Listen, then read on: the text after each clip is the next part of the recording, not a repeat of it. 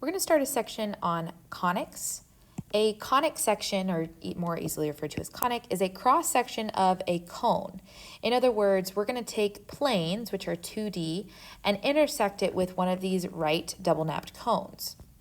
Now we generate this shape, these double cones, by basically taking, like, imagine you're holding a yardstick in the center and you've got your hand on the top of the yardstick. You're going to rotate the top of the yardstick around in a circle, which also rotates the part of the yardstick that's underneath your hand. So your hand would be here and you're rotating this direction, which creates a rotation in the bottom as well. It creates what's called a double napped cone.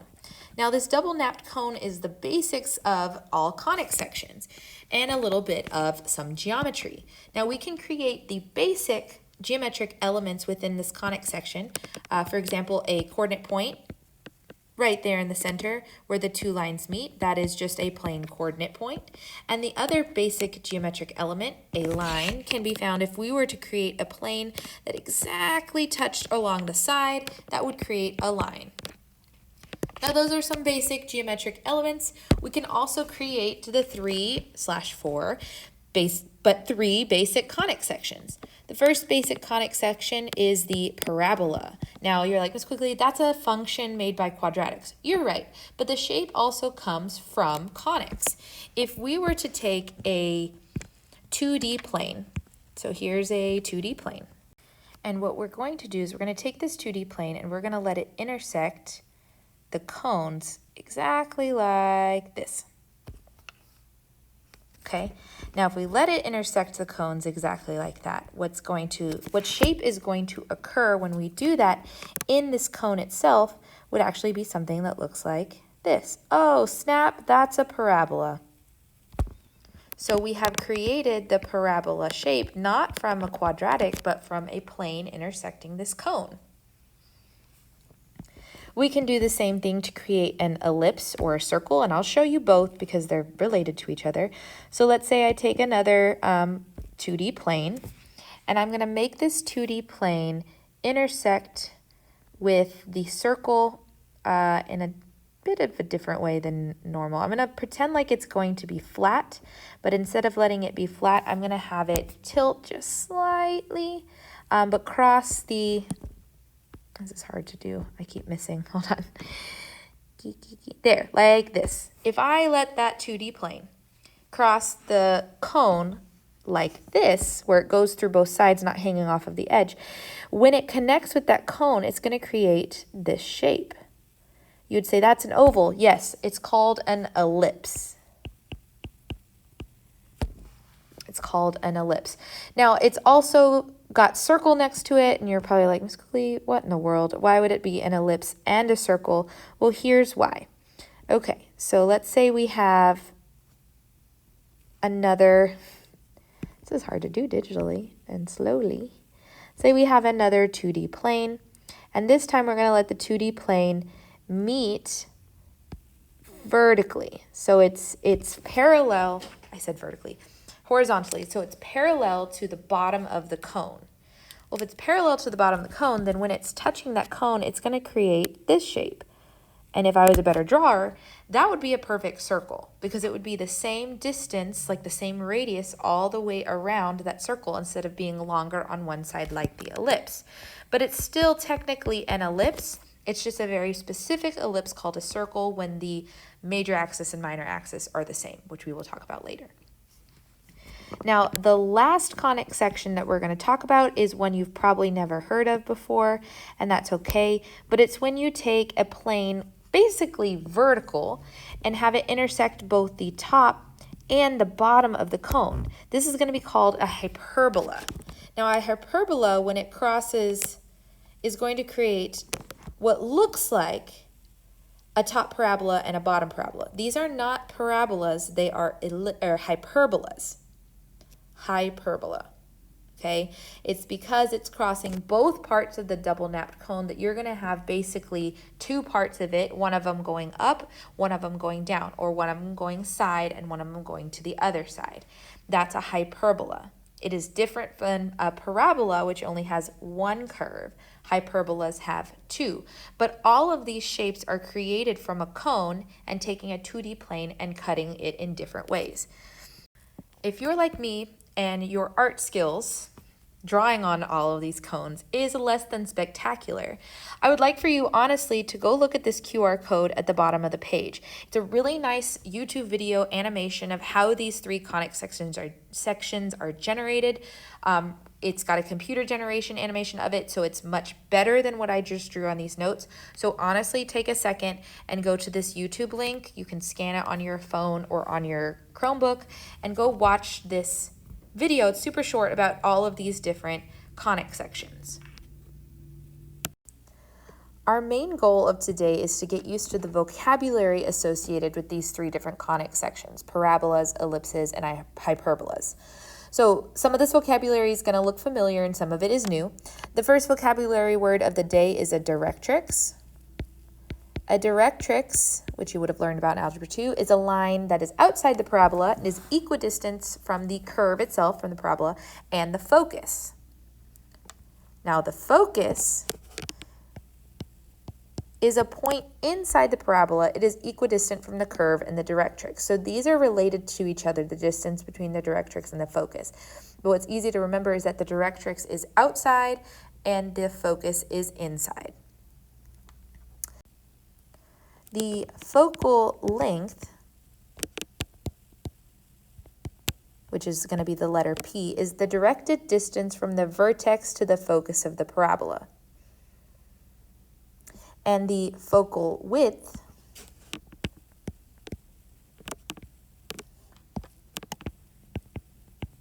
which is going to be measured to be absolute value of 4p, is a chord or a line that connects to two sides of one object, for lack of a better definition right now, is the chord that passes through the focus and has endpoints on the parabola. It's parallel to the directrix. So if I plot those in, which also this unnamed object here, or unnamed point on the parabola is the vertex, but we know that one.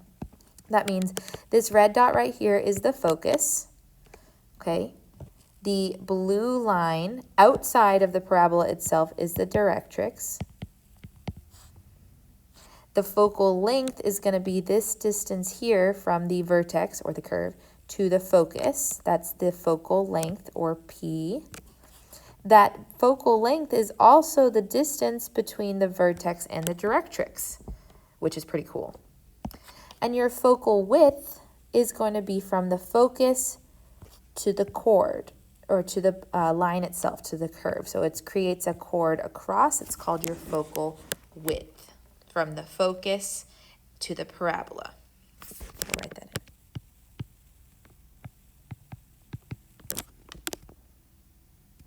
Okay, so there's not as much vocabulary as there would be with the other ones, and a lot of this should be familiar. You have your vertex, you have your focus inside, you have your directrix outside, you have your focal length, and you have your focal width. Now, there's a ton of equations that go along with this, so I've given you a reference chart here, and I'm going to explain to you how to read these so that it makes sense later.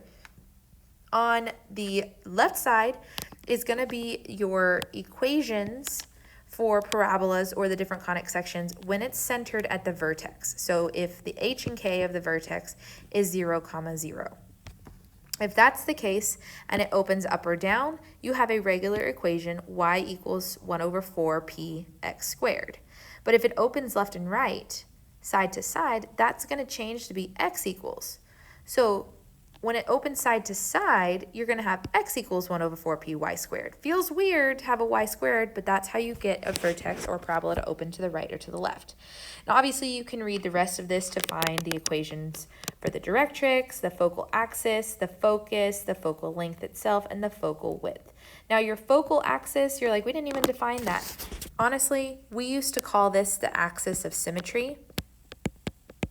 And that's the same thing. Your focal axis is going to be the axis of symmetry for that vertex because it does cut the parabola through the vertex, but it also cuts the parabola through the focus. So we can call it the focal axis. On the right side for all of these charts is going to be the parabolas or the different conic sections with a vertex that changes not at 0, 0, but on HK. But if you start to notice a pattern, it's just that H affects the X value and K affects the Y value. So we're going to subtract H from X and add K, or subtract K from Y and add H. And it follows also that the focus is going to change to those different coordinate points.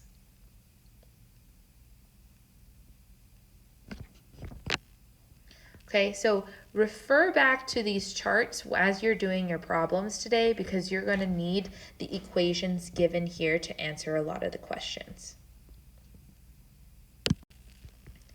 Now, an ellipse has a lot of vocabulary, and since we haven't really studied circles and ellipses all that much in class like this, as opposed to in geometry when you learn the geometric stuff, we're going to go over the vocabulary.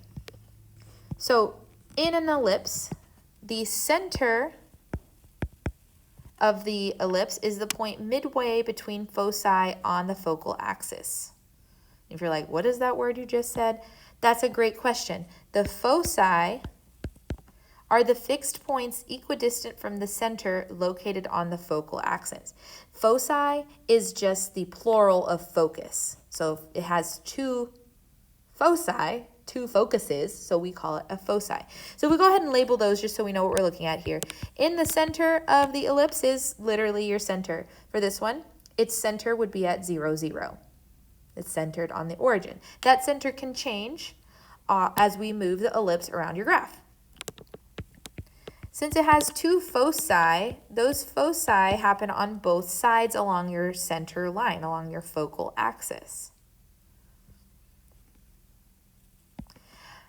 These points where the ellipse intersects its axi is called a vertice.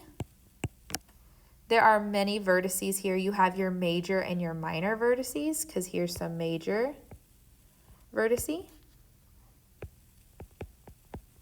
This one's also a major. And then you have your minor, because they're smaller. Notice that like that distance from the center is a little bit smaller than the major one. That's going to happen.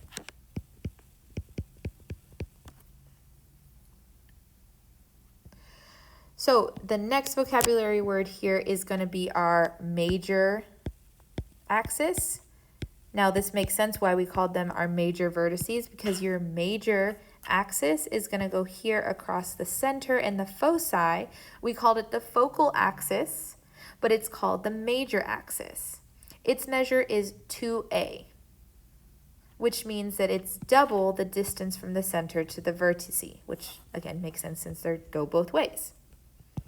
That distance halfway from the center to the major vertice is called the semi-major axis. Half of the major axis, its measure is just a. Now we called the green dots on here minor vertices because you have a minor axis for ellipses. The chord that is perpendicular to the major axis that goes through the center. Its measure is 2b. So we introduce a new variable, the distance between the center to the vertice, which is called the semi-minor axis. Half of the minor axis, its measure is b. Now the last thing here, the one thing we haven't talked about, is a value c. We would have called it the focal length when it comes to parabolas, and we don't technically use that term, but it's the same idea. The directed distance from the vertex to either of the foci of the ellipse, and by vertex we mean center. So we're looking here. This is the value c, the distance from the center to either of the two foci. The value c, also known as the focal length. So there's a lot of new vocabulary, but we named it pretty spot on. The longer vertices on the longer axis is called the major vertices on the major axis because it's bigger. And remember again, foci is just the plural of the word focus because there are two places. It's called foci. Now, just like parabolas, we have a bunch of formulas here with ellipses, and I'm not going to go through it because it's a formula chart. You can read it, but to teach you how to read it and how to recognize what type of equation you're using, this time it is not like a y equals.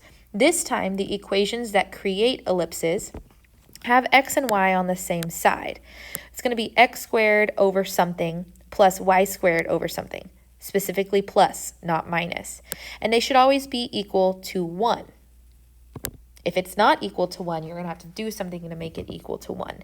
But you have the full chart here to see how to create the shapes that are longer or taller when they're centered at the origin, or longer versus taller when it's centered anywhere else. Now, here's something that's interesting that I'm going to actually point out.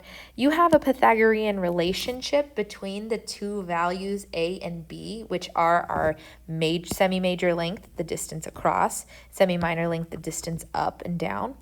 And this is going to actually give you that value C, your focal length, or what we would have called focal length on a parabola. Now, this is not actual Pythagorean theorem, so notice this. It is not a squared plus b squared equals c squared. No, there's a minus sign here. So for ellipses, when there's a plus in the equation, there's a minus in the Pythagorean relationship to find c. Now what's cool about this is if a is equal to b, so a is equal to b, if the numbers we're dividing by underneath x squared and y squared are the same, we actually create a circle, perfect circle, with a radius a. Now, none of this is going to make sense unless you play with these equations a little bit. I don't have practice problems in these notes for you, but what I want you to do is I want you to stop taking notes for a second and open up Desmos.com. These calculators that we have will not do this because we're graphing relations instead of functions. But I want you to go to Desmos and I want you to type in random equations that follow these patterns and see what happens when you change the a and the b value. See what happens when you change the h and the k values. So you can see all of these different shapes created, making your different ellipses. Please actually pause the video and do this. And I'm not giving you exact problems to do. I just want you to explore the different shapes you can make when you have these formulas for ellipses or circles. After you've played with ellipses for a little bit, come back to the notes and we're going to write down just a few more vocabulary words before I let you play with hyperbolas. A hyperbola has, again, a bunch of new vocabulary. We still have the vocabulary word of a center, which acts like the vertex of the hyperbola, and it's found here. Notice that the center of this hyperbola is not contained within the shape because the hyperbola itself kind of like faces away. Okay, center is not inside of the curves this time, but your foci still are. So your foci on both sides are still technically within the curves. Now that's going to happen with parabolas, happened with ellipses, and it will happen with hyperbolas, that we have the foci inside the curve. You can think of it that way. But we still have our vertices. So again, you still have vertices, the points where the hyperbola intersects its different axes, but the axis names change. When you are looking what we would have called the major axis before, since it kind of, touches the major vertices here, the vertices that are actually touching the hyperbola, we called it the major axis before. That is no longer the name. It is called a transverse axis. The chord lying on the focal axis connecting its vertices. The measure here, again, 2a. So that's like the major vertice. Even though it's not longer necessarily, it is actually the one touching the hyperbola here. So half of this transverse axis, you can kind of guess the name, is called the semi-transverse axis. Half of the transverse axis, its measure is a. Now, this axis that we're about to talk about doesn't actually touch the shape at all, which is weird, but that's how it works. It creates kind of like a rectangle cutting in the box. It is called the conjugate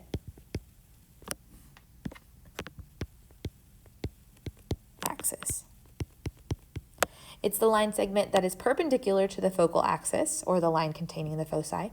With a midpoint at the center, its measure is 2b. And half of this distance, you can kind of guess the name, is called the semi-conjugate axis, half the transverse axis.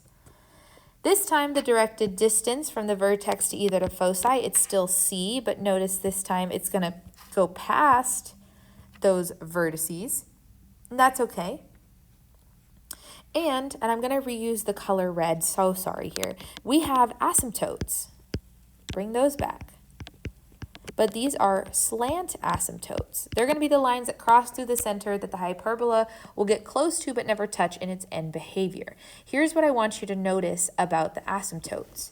If I were to draw in, I'm going to just pick a different color here, this like kind of off red. If I were to draw in a rectangular box connecting the vertices together, it will actually tell me the slope or the diagonal for these asymptotes, because notice that these asymptotes hit the direct corner of the box created by the different vertices, which is why that minor vertex, which we now call the conjugate axis, is important. Okay? So hyperbolas, weird looking shapes because we're not used to it. But it is two parts. You can't just give me one of them and act like it's a parabola. It's a hyperbola where there's two parts. Okay, so we have a bunch of formulas for this one as well. I'm going to draw your attention to the important things I want you to notice, because otherwise you can read a formula chart. Number one, when you have a hyperbola with the center 0, 0, we're going to be using the more simplified equations here, as opposed to when you move that hyperbola off of the center, having a different center point, h, k. Now, two things I want you to notice. Opening right and left is normal, air quotes. Like that's what we get if x and y are related the normal way. It's like a positive parabola. It's its parent function here. That's the normal way. Opens to the left and right as seen in the graph. If you want it to open up and down, we're going to flip or reflect, switch, use the inverse of x and y. So they just switch spots. Okay. Here's some things I notice. I notice that it is no longer a plus sign here. It's a minus sign. That's important. I also notice that A is always going to go first, no matter what letter's above it. That's different than the ellipse equations. Okay, I also notice that my Pythagorean relationship actually goes back to being normal Pythagoras' theorem. A squared plus B squared equals C squared. And this is because of this rectangle situation happening here. I also have now been given an equation for the slant asymptotes, which is just the slope coming from the different vertices A and B, which are the numbers I get from under here. Again, the conic sections that we use, you're just going to have to play with as we go, because you just get used to the equations reading them off this chart. The goal mainly of today, since it's a video lesson, I'm not there, is to get this vocabulary down and be able to recognize the different things that are contained within the three conic sections that we're talking about today.